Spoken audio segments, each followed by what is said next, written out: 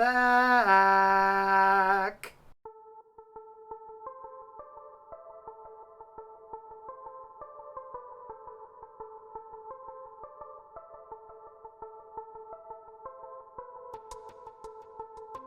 Hello everyone, thank you for tuning into Team Forbidden's YouTube page. It is I, Set of Sama the Fanatic, back with the long-awaited return for me of one of my favorite all-time decks, Dark Lords. Guess who's out? Finally out. Let's do it. Alright, let's go. First things first, 3HL.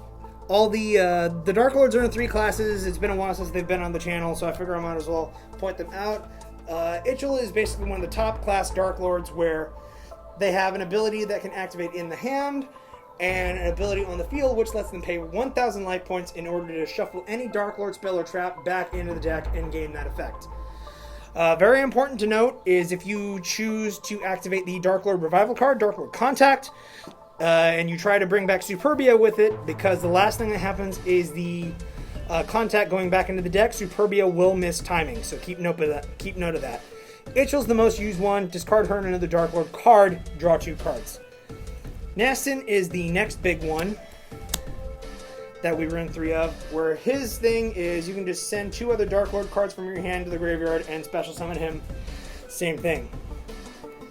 Amdusk runs, we run 3 of him here because he's a nice little boy to put in defense mode, and he gets your Dark Lord cards back into your hand by discarding him and another Dark Lord card. And lastly, we run 3 Dark Lord Ukobak because Armageddon Night effect is very, very nice. For the 2 ofs, we run 2 Tezcatlipoca, where his in-hand effect is he's Return of the Dragon Lords for your Dark Lord monsters. Dark Lord cards or monsters on the field will be destroyed, you can just discard him instead. So to try to Lightning Storm all your Dark Lord monsters, just say, discard, no. And next up, I'm running 2 copies of Dark Lord Superbia. I felt 3 was a bit much. I'm also not running Trading in this build, because there's not too big of an emphasis on level 8 monsters. There might be a bigger emphasis on level 8 monsters once the new stuff comes out in Rise of the Duelist, I think it's called. Yes, I am super hyped for that. Lucifer Fusion, let's go. That could nuke the entire field on the opponent's turn. And a level 8, which is kind of weird. I don't know. I'm not too sure if I'd run it or not. But it's nice to have a level 8 that's not this guy. But yeah, no Morningstar in this version. I tried running it with Morningstar. I just didn't like it all that much, especially if you're forced to go second. Morningstar is kind of a brick most times, because basically it's like, oh yeah, you're requiring to let your opponent set up a board. I think when the other 2 Dark Lords come out, Pleasure and Enjoyment, I think are the 2 of them. The one of them that special summons itself to the opponent's side of the field. Once that comes out, I think Morningstar will be a lot better. As is, I think Morningstar is okay. The Link monster tries its best to really help it out.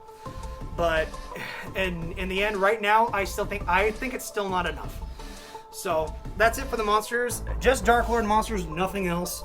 3 Banishment. This is your Rhoda. 3 Contact. This is your Monster Reborn. 3 Allure of Darkness, because you run 3 of most of them, and it's a dark deck, so you make the best out of that. 2 Pot of Desires, because you run 3 of most of the stuff, and you're going to be getting stuff into the graveyard, and you just want extra cards in your hand. 2 Foolish Burial Goods. This is one of the things that I really like using with it, because, oh, hey, let's just put that Dark Lord spell or trap in the graveyard and recycle it with a Dark Lord monster. Let's get it! 1 Monster Reborn, because sometimes summoning things in attack position is really nice. 1 actual Foolish Burial, because it's actual Foolish Burial. And then we hate getting Ash Blossom, so 3, of course, Begone Demon Child, also known as Called by the Grave. And then we actually run 5 of the regular Dark Lord traps. 1, the Sanctified Dark Lord, which negates the effect of any monster on the field and gives you life points equal to that monster's attack. 2 Dark Lord Banishment. This might seem a little weird, but we have a tech in the extra deck that I borrowed from a guy I think called Dark Lord Richie. I looked up his deck profile, and if you guys have watched his deck profile and wondering why mine is very similar to it, that's why. His deck profile was an inspiration for this one. built it in a way that I had never seen it before. Figured I'd try it out, and it seems to work pretty darn good. And then arguably the best trap card is Dark Lord Rebellion. I mean, it's literally God banishing Lucifer out of heaven. And it destroys any card on the field by attributing a Dark Lord monster. Next, onto the extra deck, we have Alibe to go on top of a Gustav Max, because if you get 2 Itchels together, you make this, boom. We have the Spider Engine with 35. Again, you get 2 Itchel together, boom.